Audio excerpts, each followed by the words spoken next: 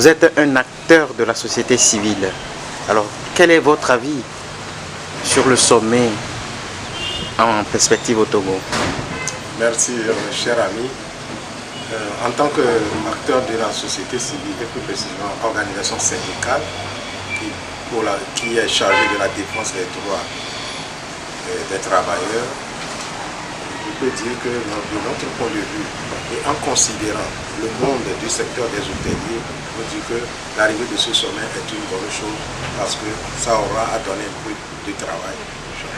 Mais en analysant un peu les problèmes que les travailleurs de tous les secteurs sont confrontés, auxquels les travailleurs sont confrontés dans tous les secteurs, sur le plan professionnel, sur les questions concernant les conditions de vie et de travail en général, nous aurions plus souhaité que les mêmes investissements que le Togo est en train de faire pour ce sommet soient beaucoup plus orientés vers les besoins sociaux tels que l'éducation, tels que la santé, la problématique de la protection sociale, la question de l'emploi des jeunes. Je peux vous assurer que 5 milliards, si tel est le vrai, si tel est vraiment la réalité concernant les dépenses prévues pour ce sommet dans le cas du Togo, aurait permis au Togo ou bien à un entrepreneur ou bien à une société de pouvoir créer au moins 10 000 emplois permanents au moins pour les 10 prochaines années et au moins également créer des conditions pour la formation professionnelle des jeunes, au moins pour 2000 jeunes pour les 10 prochaines années. Dans le secteur du bois, de la construction et en matière de logement propre, je corrobore mes propos par rapport à la ville de Lomé qui, si elle devait être disposée pour accueillir des sommets aujourd'hui et dans le futur, on devait voir quelles sont les conditions dans lesquelles se trouvent les logements, les habitations, et on aurait investi énormément pour pouvoir permettre aux familles et des travailleurs et aussi à la population de la ville de Lomé d'avoir un logement décent sur tout le littoral.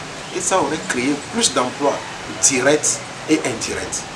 Voilà un peu de notre point de vue par rapport à ce sommet. Mais nous n'avons rien contre le sommet. Il est le bienvenu, mais néanmoins, nous souhaiterions que dans les tout prochains jours, et surtout après que le sommet est terminé, qu'on puisse vraiment faire les comptes pour voir est-ce que vraiment cet investissement a été vraiment profitable pour tous les Togolais ou pour quelques Togolais. Alors, quel conseil vous avez à donner aux autorités qui sont les organisatrices de ce sommet? Oui, le conseil, c'est de tout faire pour que le sommet puisse se tenir sans incident, que les autres puissent passer leur séjour dans la paix, dans la sécurité pour tout le temps du sommet. Voilà le conseil que nous pouvons donner et de leur dire que par rapport à la problématique des questions sociales, concernant les choses du Togo, que de voir dans les tout prochains comment on peut réinvestir les mêmes montants pour ces secteurs sociaux au Togo. Vous êtes également parent d'élèves.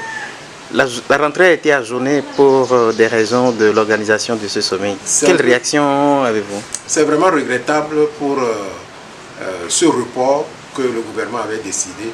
Et nous, en tant que parents d'élèves, nous n'étions pas d'accord. Nous savons que le niveau d'éducation aujourd'hui au Togo est en train de baisser et d'une manière beaucoup plus constante, on devait développer des stratégies d'une manière constante afin d'amener nos enfants à mieux appréhender l'importance de l'école.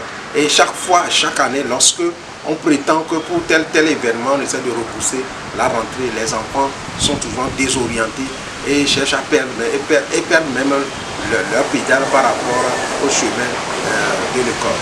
Alors, les 3 semaines de vacances supplémentaires que le gouvernement a accordé a créé un certain nombre de conséquences négatives pour nos enfants qui sont restés à la maison. Et nous aurions souhaité que normalement, il serait mieux que le gouvernement puisse démarrer la rentrée comme c'était prévu et vers peut-être 2 ou 3 jours du sommet, donner peut-être une courte vacance peut-être aux enfants. Malheureusement, si ce n'était pas dans le cas, on a constaté que vraiment c'est un peu déplorable, mais on ne sait pas quelles sont les raisons fondamentales qui ont motivé le gouvernement à prendre cette décision. Néanmoins, nous souhaiterions que nos enfants puissent également être à l'école parce que les mêmes sommets sont organisés beaucoup plus dans beaucoup d'autres pays, mais Que ce soit en France et autres, les enfants ne sont jamais restés à la maison.